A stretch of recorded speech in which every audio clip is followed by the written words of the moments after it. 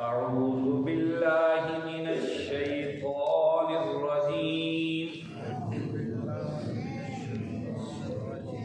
بسم الله الرحمن الرحيم. بديع السماوات والأرض أنى يكون له ولد ولم تكن له صاحبة وخلق كل شيء وهو بكل شيء عليم. ذلكم الله ربكم لا إله إلا هو خالق كل شيء فاعبدوه وهو على كل شيء وكيل. لا تدركه الأبصار وهو يدرك الأبصار وهو اللطيف الخبير. قد جاءكم بصائر من ربكم فمن أبصر فلنفسه ومن عمي فعليها وما أنا عليكم بحفيظ. وكذلك نصرف الآيات وليقولوا درست ولنبينه لقوم يعلمون. صدق اللہ. عزیز ساتھیوں، تمام حمد و ثنا، تعریف و توصیف اس رحیم و کریم رب کے لیے جس کا رحم اور کرم ہر سو وسیع ہے.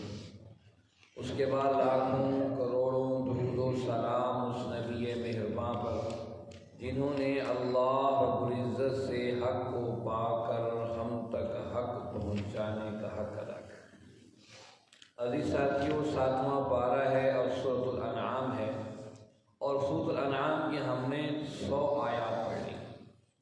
گزشتہ آیات بینات میں اللہ رب العزت نے بتایا کہ دیکھو میری توحید کسی معجزے کی محتاج نہیں ہے. جو جس طرح سے سابقہ انبیاء پر میں نے معجزات اتارا، کسی کے پاس لاٹھی تھی تو کسی کے تخت ہواؤں میں اڑتے تھے، کوئی ہاتھ آنکھوں پہ لگاتے تھے اور انہیں بینائیاں مل جاتی تھیں. یہ اس وقت کی بات تھی جس وقت شعور و آگاہی ابھی بہت پیچھے تھی. اب شعور و آگاہی اس نہج پر پہنچ گئی ہے کہ انسان کائنات کے اندر غور کر کے اس کے اسباب تلاش کر سکتا ہے. اس لیے اللہ رب العزت نے اپنے دائیں بائیں انسان کی بکھی ہوئی چیزوں کو بتایا. یہ معجزات تمہیں نظر نہیں آتے ہیں؟ یہ کیسے آسمانوں سے پانی کا برسنا ہے؟ کون برسا رہا ہے؟ یہ بادل کہاں سے آ جاتے ہیں اور پھر آ کر بارش کو برسا دیتے ہیں، اور کہیں برساتے ہیں کہیں بغیر برسے چلے جاتے ہیں. اور پھر اس کے بعد برسنے کے بعد زمین کے اندر کیا تبدیلیاں آتی ہیں، پھر اس کے موسموں کی تبدیلیوں سے پھلوں کے اندر کیا تبدیلیاں آتی ہیں. اور پھر اللہ رب العزت نے بتایا کھجور کو تم دیکھتے ہو کس انداز سے اس میں پھل نکلتا ہے، سیب اور اسی طرح انگور اور تذکرہ کی انار کا اور زیتون کا. یہ کیا چیزیں ہیں؟ یہ اللہ رب العزت کا نظام. کچھ پھل بظاہر ایک دوسرے سے مشابہ نظر آتے ہیں. اب ناشپاتی اور امرود بظاہر ایک جیسے نظر آتے ہیں، لیکن دیکھیں کہ ذائقے علیحدہ علیحدہ. اللہ رب العزت کا نظام. پانی یکساں مل رہا ہے، زمین ایک ہی ہے جو انہیں اگا رہی ہے، لیکن ذائقے مختلف. یہ کیا چیزیں ہیں؟ تو ذرا دیکھو، پھر پھلوں کو دیکھو، پھلوں کا پکنا دیکھو اور اس کا سارا پروسیس دیکھو. یہ یہ ساری نشانیاں ان لوگوں کے لیے جو ماننے والے ہوں۔ پھر کہا کہ پھر تم نے کیسے اللہ کے مقابل شرکا بنا لیے ہیں، جن کو تم جنوں کو اور دیگر کو تم بیٹیاں اور بیٹے رب کے بناتے ہو، وہ کیا کر سکتے؟ وہ خود محتاج ہیں اپنے پیدا ہونے کے، وہ کسی کیسے محتاجیاں پوری کر سکتے ہیں؟ کہاں تم لوگ بھاگے چلے جا رہے ہو؟ یہ گزشتہ آیات بینات تھیں۔ آج کا سبق آیت نمبر 101 سے شروع ہوتا ہے، سورہ انعام کی۔ دیکھیے اس میں اللہ رب العزت نے کیا باتیں بتائیں۔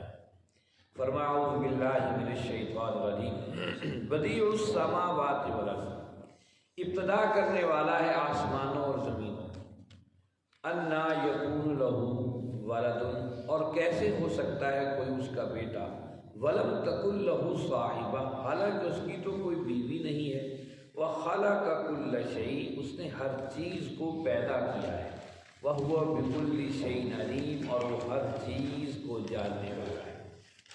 اس آیت میں بتایا، دیکھو جو آسمان اور زمین کی وسعتیں دیکھ رہے ہو، یہ کس نے بنائی ہیں؟ کیا انہوں نے بنائی ہیں جن کو تم دعویٰ کرتے ہو کہ یہ اللہ کی بیٹیاں ہیں، یا ہمارے دیوتا یا خدا ہیں، یا ہمارے مشکل کشا اور حاجت روا ہیں؟ بتاؤ تو صحیح، یہ آسمان کی وسعتوں میں کیا کوئی شریک ہے؟ کیا زمین کی وسعتوں کے اندر کوئی شریک ہے؟ بدیع السماوات، وہی آسمانوں اور زمینوں کو پیدا کرنے والا ہے۔ بدیع کہتے ہیں ایسے چیز کو پیدا کرنا جس کی پہلے کوئی مثال موجود ہی نہ ہو۔ اب دیکھیے، کسی نے اگر موبائل بنایا ہے تو پہلے سے کوئی موبائل کا اس کے ذہن میں تکنیک یا موبائل کی شکل و شباہت موجود تھی۔ کپڑا بنایا ہے تو پہلے سے کپڑے کے سارے تھیم اس کے ذہن کے اندر موجود تھی۔ لیکن بدیع کہتے ہیں اس کے سامنے کوئی نقشہ نہ ہو اور کوئی چیز نہ ہو، وہ اس طرح بے مثال بنا کر کھڑا کر دے کہ انسانی عقل دنگ رہ جائے۔ دیکھیے، آپ ایک چھوٹی سی چھت بنائیں تو اس کے لیے آپ کو ستون بنانے پڑتے ہیں، اس کے لیے آپ کو بیم رکھنے پڑتے ہیں۔ ایک اتنی وسعتوں بھرا آسمان ہے، دنیا بھر کے لوگ سیر کرنے والے دنیا بھر کو سیر کرتے ہیں، کہیں کوئی ستون نظر آتا ہے، کہیں کوئی بیم نظر آتا ہے۔ پھر یہ زمین کی وسعتیں ہیں، کہیں پہاڑ آ گئے اور کہیں جنگل اور کہیں دریا اور کہیں بے گزار۔ یہ کیا زبردست اللہ کا نظام ہے۔ بدیع السماوات، ان سب کو پیدا کرنے والا آسمانوں اور زمینوں کو اللہ ہی ہے۔ انا یکون لہ ولد، پتہ نہیں تم کیسے اس کا بیٹا بنا دیتے ہو کہ فلاں اس کا بیٹا، فلاں اس کی بیٹیاں ہیں۔ یہودی کہتے تھے عزیر ابن اللہ، عزیر اللہ کے بیٹے ہیں۔ عیسائیوں نے کہا عیسیٰ ابن اللہ، عیسیٰ اللہ کے بیٹے ہیں۔ مکہ کے مشرک کہتے تھے کہ جو فرشتے ہیں یہ اللہ کی بیٹیاں ہیں۔ اللہ فرماتے ہیں انا یکون لہ ولد، اس کی اولاد کیسے ہو سکتی ہے؟ تمہارے ذہن میں تصور ہے کہ جب تک بیوی نہ ہو تو اولاد نہیں ہو سکتی ہے، تو بیوی ہوگی تو اولاد ہوگی۔ ولم تکن لہ صاحبہ، اس کی تو کوئی بیوی نہیں ہے۔ اور عجیب اتفاق یہ ہے کہ بڑا زبردست یہ نظام ہے، دنیا کے اندر مشرک آئے ہیں اور شرک کے نئے نئے زاویے دنیا کے سامنے رکھے۔ کمال ہے، یہ اللہ رب العزت کے اللہ کو یقین ہونے کی ایک علامت ہے کہ بڑے بڑے مشرک آئے۔ کسی نے کہا جی یہ اللہ کی بیوی ہے۔ حضرت مریم صلی اللہ علیہ وسلم کے بارے میں ابھی تک عیسائی جو ہیں اس بات کے اندر گم ہیں کہ مریم جو ہیں وہ اللہ کی بیوی ہیں یا جو ہے وہ روح القدس کی بیوی ہیں۔ ابھی تک ان کے ذہن کے اندر یہ بات تصور میں نہیں آ رہی۔ اچھا، لوگوں نے ہر طرح سے شرک کا آغاز کیا ہے، لیکن کمال یہ ہے کہ کسی بھی مشرک نے رب کا باپ کسی کو نہیں بنایا۔ حالانکہ اگر اس کی اولاد ہے تو لامحالہ وہ بھی تو کسی کی اولاد ہوگی۔ اب یہ تو دہریے جو اللہ کو نہیں مانتے، یہ اشکال کو ذہن میں وہ پیدا کر دیتے کہ دیکھو اچھا ہر چیز کی ابتدا ہے، ہر چیز کی تو اللہ کی ابتدا ہے، اللہ سے پہلے کیا تھا؟ لیکن اس کے باوجود دنیا میں جتنے بھی مشرک اور شرک کے انداز اور زاویے اب تک پائے گئے یہ اب موجود ہیں، کسی نے بھی ایسا نہیں کہا کہ رب کا بھی کوئی باپ ہے اور فلاں اس کا باپ۔ یہ بڑی عجیب بات ہے کہ اس کو رب کا باپ کسی کو، اس کے اولاد کے بارے میں تو کہا اس کی بیٹیاں ہیں، بیٹے ہیں، لیکن رب کے باپ کا ذکر کسی مشرک نے کسی کی جگہ پر نہیں کی۔ یہ بھی بڑی عجیب منفرد بات ہے۔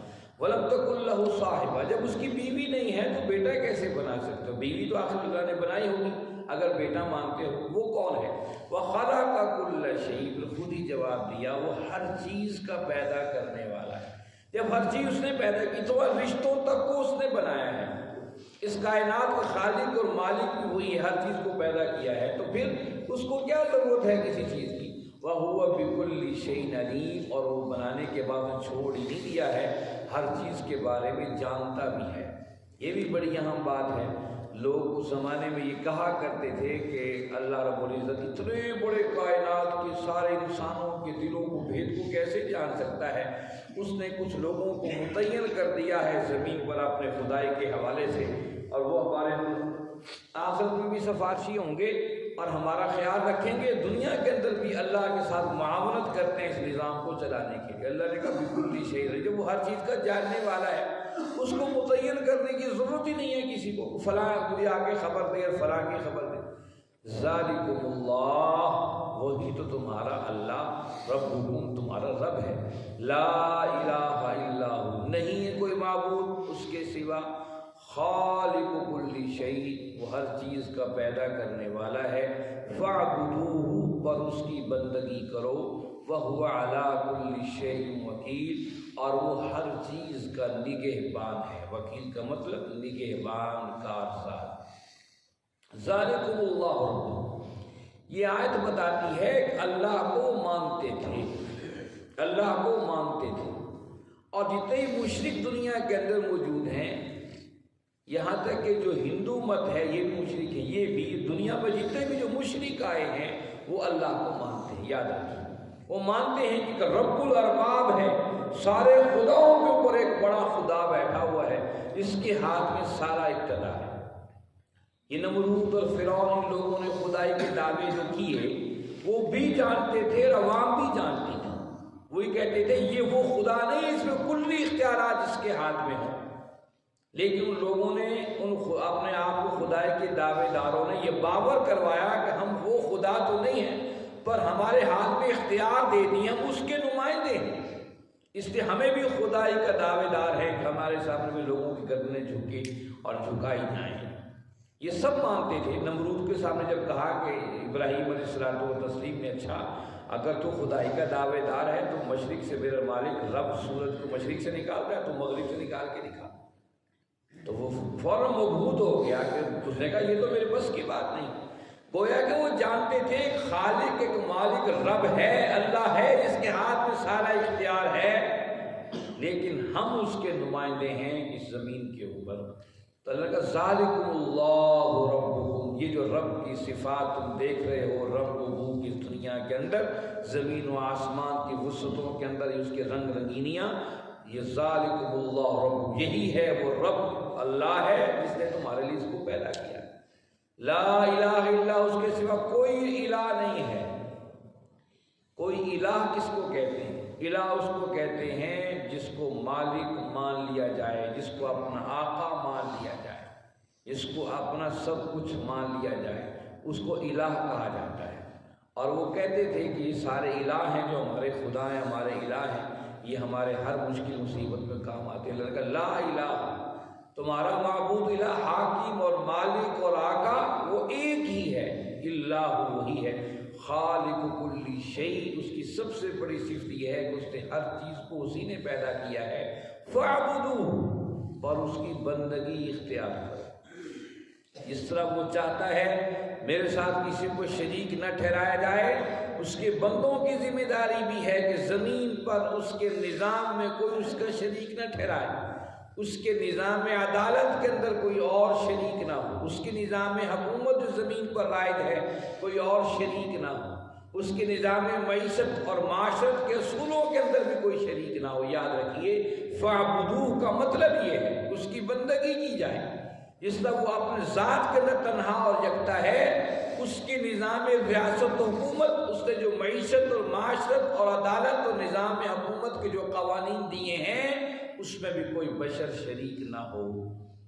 میں اکثر کہا کرتا ہوں سب سے بڑا شرک یہ ہے جب ہم انسانوں کو شریک کر لیں اس کی نظام عدالت کے اندر، اس کی نظام معیشت کے اصولوں کے اندر، اس کے معاشرت کے اصولوں کے اندر جو رب نے ہمیں دیے ہیں، اس کی نظام ریاست کے اصولوں کے اندر جب ہم بندوں کو شمار کر لیتے ہیں، یہ سب سے بڑا شرک ہے۔ اس شرک پر کوئی بولنے کو تیار نہیں ہے۔ کیوں ہماری پوری امت مسلمہ پریشان حال ہے؟ انہوں نے اپنے اس پورے نظام میں اقتدار کے اندر جو خالص اللہ کا نظام اقتدار تھا، جس کا لفظ خلیفہ کا لفظ ہم سال تک ہم سنتے چلے آ رہے. خلیفہ کا مطلب نمائندہ. ہمیشہ سے جو اسلام نے حکمرانی کا تصور دیا ہے وہ ایک نمائندے کی حیثیت سے دیا ہے کہ جو رب العزت کا نمائندہ ہے اس زمین پر اس نظام کو نافذ کرنے کے لیے. لیکن ہمارے ہاں پورے عالم اسلام میں 58 اسلامی ملکوں کی حالت دیکھ لی تھی. آج شام کی صورتحال کیا بنی ہوئی ہے. اب آگے پتہ چل رہا ہے کہ وہ اس کے پیچھے ایران اپنے سب کچھ قربان کرنے کو تیار تھا. وہ شام تو اس سے غداری کر کے اسرائیل کو ہر چیز انفارمیشن دیتا رہا ہے. اب آگے سمجھ میں آ رہی کہ دنیا کے نقشے کیا سے کیا بدلتے چلے جا رہے ہیں. اسرائیل براہ راست خود دمشق کے اندر داخل ہو گیا ہے. یہ کیا کیفیتیں ہیں کچھ سمجھ میں انسان کے بعد. جب انسان اپنے رب کو چھوڑ کر انسانوں پر تکیے شروع کر دیتا ہے اللہ پھر ایسے بھگو کر انسانوں کو جوتے مارتے ہیں. اور اس امت کو جوتے تو زیادہ پڑنے والے ہیں. اس لیے یہ امت سب سے بڑی داعی اور دعوے دار تھی اس قرآن کی. ہم اس قرآن کے حامل ہیں جو زمین پر آسمان کے نیچے اللہ رب العزت کی واحد کتاب ہے جو اللہ کی رسی ہے. اس کو اس امت نے تھامنا تھا. اللہ کے نبی صلی اللہ علیہ وسلم کی زندگی کو اس امت نے عملی طور پہ اپنانا تھا. وہ نہیں اپنا سکی. بڑی ذمہ داری ہو اگر اس سے وہ کمی کوتاہی کرے تو سزا بھی بڑی دی جاتی ہے. آپ دیکھتے نہیں جنرلوں کا کورٹ مارشل ہوتا ہے کہ فوج ایک اہم ذمہ دار ادارہ ہے اور اہم ذمہ داری پر جو جنرل یا کرنل افسر موجود ہے اگر اس سے غلطی ہو جائے سزا بھی بڑی سخت ہوتی ہے. کورٹ مارشل کیا ہوتا ہے اس کی پوری توہین کے سارے انتظامات کیے جاتے ہیں تاکہ فوج کے اندر اور باہر اس کی اہانت اور توہین کی جا سکے. یہ کورٹ مارشل ہوتا ہے. اسی طرح اللہ رب العزت بھی کورٹ مارشل کرتے ہیں جب اس کے نظام کو اور اس کی دی ہوئی تربیت اور اس کے احکامات کو جب تسلیم نہیں کیا جاتا. آج امت مسلمہ کا کورٹ مارشل ہی تو ہو رہا ہے اور کیا ہو رہا ہے. فرمایا خالق کل شیء وہ ہر چیز کا پیدا کرنے والا ہے. فاعبدوہ پر اس کی بندگی کرو. ہم نے بندگی کا معنی عبادت سے جوڑا. اس کی عبادت کرو. عبادت ہم سمجھتے نماز روزہ حج زکوٰۃ یہ کر لیا تو ہم عبادت کو نہیں کر رہے. لیکن میں نے کہا کہ اللہ نے کہا فاعبدوہ اس کی بندگی کرنی عبادت نہیں کرنی. اور بندگی نکلا ہے بندے سے اور بندہ کہتے ہیں غلام کو 24 گھنٹے کا اپنے رب کا نوکر ملازم ہے. ہم جس کو نوکر رکھتے ہیں وہ تو 8 گھنٹے 12 گھنٹے کے بعد گھر چلا جاتا ہے یا ہفتے کے بعد چھٹی کرے گھر چلا جاتا ہے. لیکن عبد جس سے لفظ بندگی نکلا ہے اس کو غلام کہتے ہیں. غلام 24 گھنٹے کا ملازم ہوتا ہے. وَهُوَ عَلَىٰ كُلِّ شَيْءٍ وَكِيلٌ اور وہ ہر چیز پر نگہبان ہے. اسے کسی چیز کی ضرورت نہیں ہے کسی کو نگران متعین کرنے کی. ہر چیز کا اوپر نگہبان. لا تدرک الابصار لا تدرک الابصار اس کو کوئی آنکھ نہیں دیکھ سکتی. وَهُوَ يُدْرِكُ الْأَبْصَارَ جبکہ وہ ساری آنکھوں کو دیکھتا ہے. وَهُوَ اللَّطِيفُ الْخَبِيرُ اور وہ باریک بین اور باخبر ہے. لا تدرک الابصار کوئی انسان کی بصارت. ابصار کے 2 معنی. بصارت کیا ایک وہ جو ہمارے ماتھے کے ساتھ جو آنکھیں لگی ہیں اس کو بصارت کہتے ہیں. اور انسان کی سوچ و فکر اور علمی زاویے کو بھی بصارت کہتے ہیں. لا تدرک الابصار اس تک کوئی بصارت نہیں پہنچ. نہ آنکھ پہنچ سکتی ہے نہ انسان کی سوچ و سمجھ اس تک پہنچ سکتی ہے.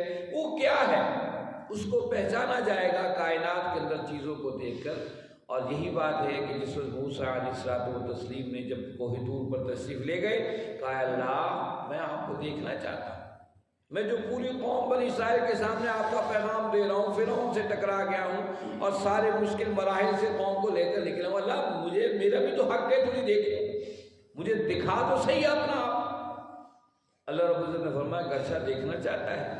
پہلی بات تو یہ ہے کہ تو مجھے دیکھ نہیں سکتا ہے. اگر تو دیکھنے کا زیادہ اشتیاق ہے تو یہ سامنے طور ہے. اگر یہ اپنی جگہ پر قائم رہ گیا تو مجھے دیکھ سکے گا. اگر تو نے دیکھا کہ تو اس طور پہاڑ کو نہیں دیکھ سکتا ہے تو پھر مجھے کیسے دیکھ سکے. اور پھر کیسا زلزلہ آیا پورا طور پہاڑ جو ہے وہ سرما بن گیا سیاہ ہو گیا اور موسیٰ صلی اللہ علیہ وسلم بے ہوش ہو کر گر گئے. تو اللہ نے فرمایا کہ تو مجھے دیکھ نہیں سکتا ہے. کہ وہ یدرک الابصار لیکن وہ ہر ایک کی بصیرتوں کو بھی دیکھ رہا ہے جو اس کے دل کی ہیں اور ان کی نگاہوں کو بھی دیکھ رہا ہے جس کی نگاہیں کس طرف جا رہی ہیں. وَهُوَ اللَّطِيفُ الْخَبِيرُ لطیف کہتے ہیں باریک بین. وہ ایسا نفیس ہے ایسا باریک ہے انسانی نگاہ اس کو دیکھ نہیں سکتی ہے. اسی صحابہ کے اندر اس بات پر اختلاف تھا کہ کیا معراج کے دن اللہ کے نبی صلی اللہ علیہ وسلم نے اپنے رب کو دیکھا ہے کہ نہیں دیکھا. اس پر ہم عائشہ صدیقہ رضی اللہ تعالیٰ واضح کہتی ہیں کہ اس دن بھی معراج کے اندر صحیح حدیث سے بات ثابت ہے، عائشہ صدیقہ رضی اللہ تعالیٰ کی فرماتی کہ اللہ کو نہیں دیکھا تھا، ایک علی رضی اللہ تعالیٰ فرماتے ہیں کہ اس دن اپنے رب کو دیکھا تھا۔ اس پر مفسرین نے یہ بات کہی کہ وہ سدرۃ المنتہا آخری حد ہے اس دنیا کے رنگ و بو کی زندگی کی، تو اللہ آقا کریم صلی اللہ علیہ وسلم اس سے آگے نکل گئے، یعنی پورے انسانی اس تصور سے آگے نکلے، پھر وہاں انہوں نے اپنے رب کو دیکھا اور ملاقات کی۔ سو نجم کے اندر بھی فرمایا والنجم اذا ہوا ما ضل صاحبکم وما غوی، وہاں بھی اللہ کے نبی صلی اللہ علیہ وسلم اپنے رب کی ملاقات کے تذکرے ہیں۔ قاب قوسین او ادنی، تیر اور کمان اس طرح آپس میں ملے ہوتے ہیں جس وقت نشانہ سادھا جاتا ہے تیر و کمان کے ساتھ، اور پھر اس سے بالکل اس سے بھی زیادہ قریب دیکھا گیا ہے، اپنے رب کو دیکھا۔ بہرحال اس پر صحابہ کا بھی اختلاف رہا۔ وہو اللطیف الخبیر، وہ ایسا باریک بین ہے، ایسا نفیس ہے اور باخبر ہے، خود دکھتا نہیں ہے لیکن ہر ایک کی خبر اس کے پاس ہے۔ اور ایک حدیث میں آتا ہے نبی کریم صلی اللہ علیہ وسلم نے ارشاد فرمایا جب جنتی جنت میں چلے جائیں گے پھر اپنے رب کی زیارت کریں گے اور رب سے ملاقات کریں گے، اور وہ ملاقات ایسی ہوگی کہ جب ملاقات کی جائے گی ہر اپنے اپنے حساب سے بیٹھا ہو، کوئی تختوں پر بیٹھا ہوگا اپنے انعامات جو اللہ نے اس پر کیے ہیں ان کی نیکیوں کی وجہ سے، کوئی پتھروں پر بیٹھا ہوگا، کہیں کوئی کہیں کوئی کہیں، لیکن جب رب سے ملاقات ہوگی ایسے محو ہو جائیں گے اپنے رب کی ملاقات اور اپنے رب کی دیکھنے کے اندر کہ انہیں بھول جائے گا کہ وہ کہاں بیٹھے ہیں اور کون کون کس بڑے اور چھوٹے عہدے پر موجود ہے۔ اس طریقے سے وہاں جنت کے اندر رب سے ملاقات ہوگی۔ قد جاءکم بصائر من ربکم، تحقیق تمہارے پاس بصائر نشانیاں آ گئی ہیں من ربکم، تمہارے رب کی طرف سے۔ فمن ابصر، پس جس نے دیکھا یا بصیرت کی، فلی نفسی، اس نے اپنے ذات کے لیے کیا ہے۔ ومن عمی، اور جو اندھا رہا، فعلیہا، وہ اسی پر ہے۔ وما انا علیکم بحفیظ، اور میرے محبوب کہہ دیجئے میں تم پر نگران متعین نہیں کیا گیا۔ اس آیت میں بتایا کہ دیکھیے قد جاءکم بصائر من ربکم، اللہ نے ہر چیز کو واضح کر دیا ہے، کوئی چیز نہیں چھوڑی۔ سورہ انعام میں دیکھیے اللہ نے اپنے توحید کی ساری مثالیں دے کر رنگ و بو کی دنیا میں بتایا، یہ ساری بصیرتیں اور نشانیاں ہیں۔ فمن ابصر فلنفسہ، جو ان سے سبق حاصل کر لے اور کامیابی کے راستے کے اوپر چل پڑے، فلنفسہ، اس نے اپنی ذات کے لیے ایسا کیا۔ ومن عمی، جو اندھا بنا رہا، ساری چیزوں کو دیکھنے کے باوجود اس کو دیکھ نہیں سکا ہے، فعلیہا، اس کا گناہ اسی پر ہے، وہ کسی اور کی وجہ سے نہیں کہ اللہ میں فلاں کی وجہ سے نہیں دیکھ سکا، نہیں، اللہ کہتے ہیں فعلیہا، اس کا گناہ اسی پر ہے۔ وما انا علیکم بحفیظ، اور میرے محبوب آپ اس رائت کو بتا دیجئے کہ میں تم پر نگران نہیں ہوں، میں تو پیغام پہنچانے والا ہوں۔ وَكَذَلِكَ، اور اسی طریقے سے نُصَرِّفُ الْآيَاتِ، ہم پھیرتے ہیں، ہم پھیر کر آیات اپنی آیتیں بتاتے ہیں۔ وَلِيَقُولُوا، تاکہ وہ کہہ سکے درست، تو صحیح درست نے بتائی باتیں، وَلِنُبَيِّنَهُ، اور یہ کہ ہم کھول کر بیان کر رہے ہیں، لِقَوْمٍ يَعْلَمُونَ، تاکہ لوگ جان لیں۔ اب اس آیت میں بتایا کہ ہم نے یہ پہلے اللہ نے آسمانوں کا ذکر، پھر کہیں زمینوں کا ذکر، کبھی انسان کے اندر کی نشانیاں، کہیں باہر کی نشانیاں، نُصَرِّفُ الْآيَاتِ، ہم یہ پھیر کر آیتیں بتا رہے ہیں تاکہ تم ان پر غور کرو۔ وَلِيَقُولُوا دَرَسْتَ، اور لوگ پکار اٹھیں کہ یار ایسی بات یہ کون کر سکتا ہے۔ اور واقعی آپ اور ہم جب یہ قرآن آج اس صدی میں بیٹھ کر پڑھتے ہیں تو حیران ہوتے ہیں، اتنی علمی باتیں اس زمانے میں تو اتنا بھی لوگ نہیں جانتے تھے جتنا آج آپ اور ہم دنیا کے معاملات کو جانتے ہیں، ان کے لیے تو بڑی باتیں تھیں۔ ابو جہل کہا کرتا تھا، ابو جہل کہتا تھا کہ میں محمد کریم صلی اللہ علیہ وسلم کی نبوت کو جھٹلاتا نہیں ہوں۔ اور یہ ابو جہل کون تھا؟ اللہ کے نبی صلی اللہ علیہ وسلم، ہر دور کے اندر، ہر نبی کے دور میں ایک فرعون ہوا ہے، اور میرے دور کا فرعون کیا کون ہے؟ ابو جہل۔ اور کم فرعون کیسا فرعون تھا؟ فرعون کی ذرا دیکھیے فرعون بھی کیا تھا۔ موسیٰ علیہ السلام کے زمانے میں جو فرعون تھا نا، بڑا سخت تھا، اس نے بنی اسرائیل کو تکلیفوں میں، مشقتوں میں، ہر چیز کے حالات میں ڈالے رکھا، یہاں تک کہ وہ لے کر نکلے موسیٰ علیہ السلام اپنی قوم۔ فرعون بھی پیچھے نکلا۔ جس وقت موسیٰ علیہ السلام قوم کو لے کر دریا سے باہر آئے تو اللہ نے کہا ذرا اس میں سے اپنا عصا اور چھڑی نکال لیجیے۔ جب نکالا اور فرعون ہوتے کھانے لگا، پیچھے ہی جو تھا۔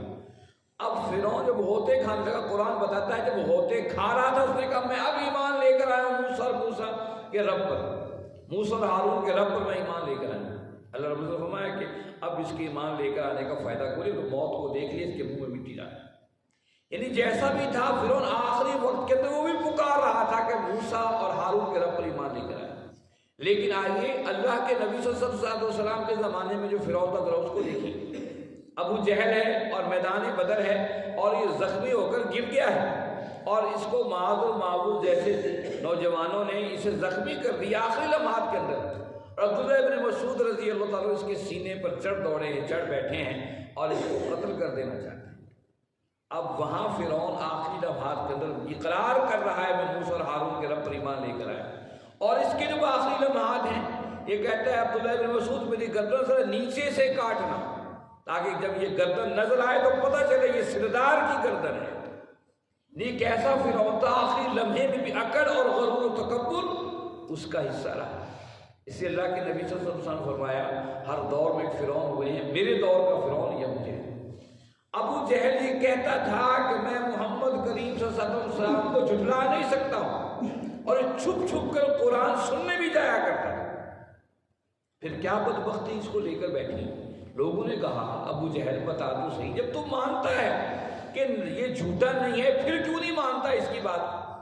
کہا یہ لوگ بنو ہاشم کے لوگ ہیں اور ہم دوسرے قبیلے کے لوگ ہیں، ان لوگوں نے جو جو خیر کے کام کیے، انہوں نے حاجیوں کو پانی پلایا ہم نے بھی پلایا، انہوں نے حاجیوں کے خوراک کا انتظام کیا ہم نے بھی کیا، انہوں نے جنگیں لڑی ہم نے بھی لڑی، ان لوگوں کو صدقہ خیرات کیا ہم نے بھی صدقہ خیرات کیا، ہم بالکل برابر آ گئے بنو ہاشم کے، بالکل برابر آ گئے۔ اب یہ کہتے ہیں ہمارا نبی آ گیا ہے، اس کا نام محمد رسول اللہ صلی اللہ علیہ وسلم، میں کہاں سے نبوت لا کر اس کے برابر کھڑی کروں؟ اس تکبر کی بنا پر وہ اس کا انکار کیے بیٹھے۔ تو کہنے کی بات یہ وَلْيَقُولُوا دَرَسْتَ، وہ مانتے تھے کہ بات صحیح اور سچ ہے، ہماری عقل سے دور کی باتیں بتا رہا ہے، کیا کمال باتیں بتا رہا ہے۔ اور بعض لوگ یہ کہتے تھے کہ اسے کوئی پڑھا جاتا ہے۔ وہاں پر ایک اجمی بندہ تھا، اجمی رہتا تھا مکہ میں، وہ کہنے کہ یہ کوئی باتیں بتاتا ہے۔ اس پر بھی قرآن نے دوسری جگہ کہا کہ کیسے بتا سکتا ہے، وہ تو عربی بھی نہیں جانتا، ٹک ٹک کے بولتا ہے، وہ کیسے بتا سکتا ہے اللہ کے نبی صلی اللہ علیہ وسلم۔ وَلْيَقُولُوا دَرَسْتَ، تو اس لیے اللہ نے فرمایا اتنے پھیر پھیر کے بتائی تاکہ وہ پکار اٹھے۔ درستہ، درس کا مطلب پڑھنا سکھانا، درستہ کہ یہ جو آپ نے پڑھایا ہے سکھایا ہے ایسا تو کوئی نہیں پڑھا سکتا ہے۔ وَلِنُبَيِّنَهُ لِقَوْمٍ يَعْلَمُونَ، تاکہ ہم اسے واضح کر دیں ان لوگوں کے سامنے، یعلمون جو جاننے والے ہیں، جو جاننا چاہتے ہیں اپنے رب کی حقیقت کو، دنیا کے نظاموں کو، دنیا کے حالات کو۔ اللہ فرماتے ہیں اسے واضح طور پر یہ پیغام قرآن اس کی پیاس کو بجھا سکتا ہے۔ میرے بھائیو یہ اللہ کا قرآن ہے، یہ اللہ کی کتاب ہے، کیسی کیسی باتیں اور واضح بتا رہا ہے، کیا کمال کی باتیں ہیں۔ آج بھی کوئی عام پڑھا لکھا بندہ اس قرآن کا مطالعہ کرے تو حیران ہوتا ہے یہ باتیں کہاں سے انسان کے وہم و گمان میں بھی نہیں اور کہاں سے باتیں آ جاتی ہیں۔ یہ باتیں اللہ رب العزت کی ہیں، اس لیے کہا کہ فَأْتُوا بِسُورَةٍ مِّن مِّثْلِهِ وَادْعُوا شُهَدَاءَكُمْ، تم اپنے سارے لوگوں کو لے آؤ جو ذہانت اور سمجھداری کے بڑے ہائی پیمانے پر ہیں، اس کے مقابل کوئی صورت کوئی آیت ہی بنا کے لے آؤ تو وہ مانیں گے۔ یہ چیلنج قرآن مجید کا آج بھی موجود ہے۔ تو اللہ رب العزت سے دعا ہے اللہ رب العزت آپ ہم سب کو سمجھنے، اس پر عمل کرنے کی توفیق عطا فرمائیں۔ وآخر دعوانا الحمد للہ رب العالمین، والصلاة والسلام علی سید المرسلین۔